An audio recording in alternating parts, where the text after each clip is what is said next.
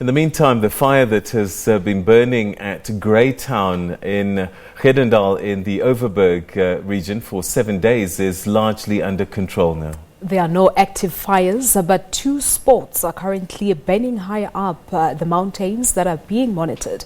At least 2 homes, several other structures and thousands of hectares have been destroyed. The fire was allegedly set maliciously, as our reporter Mariska Botha found out. We are standing at the entrance to the small town of Genadendal in the Overberg district. Now in the background there you can see that plume of smoke where the fire that started last week Wednesday is still carrying on, it's still burning. It's a hotspot that fire authorities are keeping a close eye on. And it's burning very high up in the mountain, so it's inaccessible to them at this moment. All they can do is when it gets closer to the small town that lies at the bottom of that ravine, at that cliff, they can try to push it back. This morning the weather was in their favor. It was cooler, the wind died down and it drizzled a bit, but as you can see things change rapidly and the wind has started blowing again.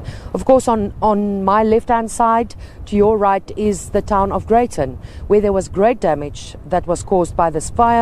There was at least 2 private homes that was completely gutted and other structures like a very expensive storeroom, and also there was damage to vineyards and orchards.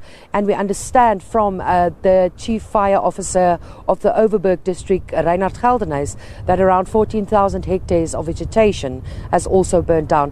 Very early estimates for the damages is around 10 million rand, but that is not conclusive yet.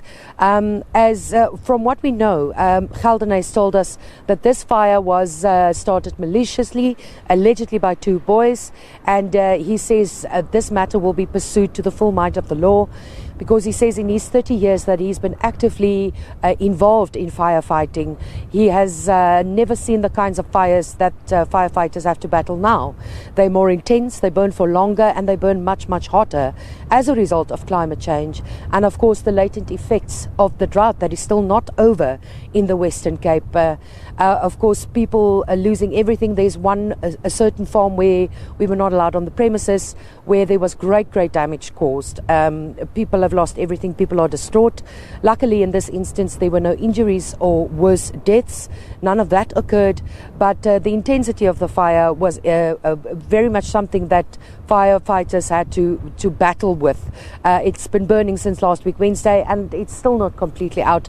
That plume of smoke that you see in the background there, burning high up in the mountains, if it goes back up the mountains and it goes over the mountain, it of course goes into the Cape Winelands district, and there you find the towns of, among others, McGregor, that could be affected by this fire. So it's largely contained in the Greyton area, but it's far from over as conditions are changing as we speak, and fire services are keeping a very close eye on this, ensuring that no further structures burn or in the worst case that there's injuries or life loss.